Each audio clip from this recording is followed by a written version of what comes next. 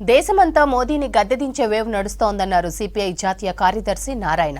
దేవాలయాలపై కాంగ్రెస్ దాడి చేస్తోందంటున్న మోదీ ఏకంగా రాజ్యాంగంపై బుల్డోజర్లతో దాడి చేస్తారని మండిపడ్డారు.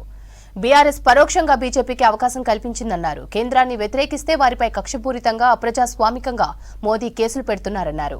అన్ని పార్టీలు ఒక్కటిగా కలిసి బీజేపీని ఓడించాలని పిలుపునిచ్చారు. ఎన్నికల కమిషన్ ఇచ్చిన స్టేట్మెంట్ ఆశ్చర్యంగా ఉంది. ఆయన ఇద్దరికి తమలపాకుతో మంత్రిస్తున్నాడు, శుద్ధులు చెప్తున్నాడు. ప్రధానమంత్రిగా ఉండి రాజ్యాంగాన్ని కాపాడాల్సిన వ్యక్తి రాజ్యాంగానికి వ్యతిరేకంగా బహిరంగంగా ప్రకటిస్తూ ఉంటే దాన్ని తీవ్రమైన అభ్యంతరం ఉంది. గతంలో Telangana BJP MLA Raja Singh first time ఢిల్లీని ఉత్తరప్రదేశ్ నుంచి బుల్డోజర్లు తెలంగాణ మీద దాడి చేస్తాయి అని చెప్పేసి అన్నాడు. అంటే తెలంగాణలో ఉత్తరప్రదేశ్ నుంచి వచ్చేటువంటి సైన్యం దాడి చేసి మేము గెలుచుకుంటామని చెప్పేసి బహిరంగంగా చెప్పాడు. ఉత్తరప్రదేశ్ నుంచి బుల్డోజర్స్ వస్తాయని చెప్పాడు. అదే భాషే మోడీ మాట్లాడుతున్నాడు ప్రధానమంత్రి. బుల్డోజర్లు ఈ పూరి జగన్నాథ టెంపుల్ మీద కానీ అయోధ్య మీద కానీ కాంగ్రెస్ పార్టీ వాళ్ళు గెలిస్తే బుల్డోజర్లు తీసుకొచ్చి వార్తలాడుతున్నాడు. అంటే ఈ దేవాలయాలపై దాడులు కాంగ్రెస్ పార్టీ వాళ్ళు చేస్తారు.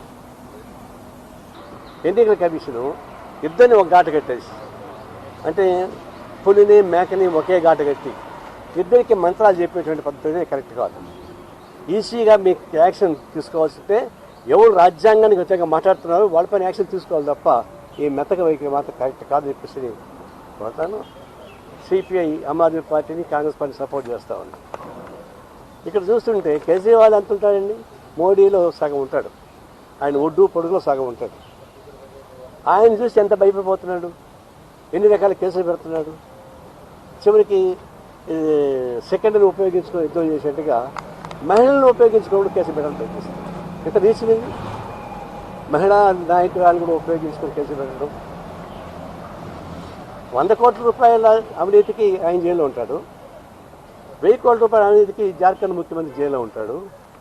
మరి 40-50 వేల కోట్ల రూపాయలు అవినీతి చేసిన వాళ్ళు 10 ఏళ్ళ నుంచి బెయిల్లో ఉంటే వాళ్ళు జోలికి పోరా అంటే ఆయన ఉద్దేశం ఏంటంటే చిల్లర దొంగతనం చేయబాకుండా చేస్తే హోల్సేల్ దొంగతనం చేయండి, బ్యాంకులు కొల్లగట్టండి తప్ప చిన్న చిన్న వద్దని చెప్పేసి పరిస్థితి కనిపిస్తారు.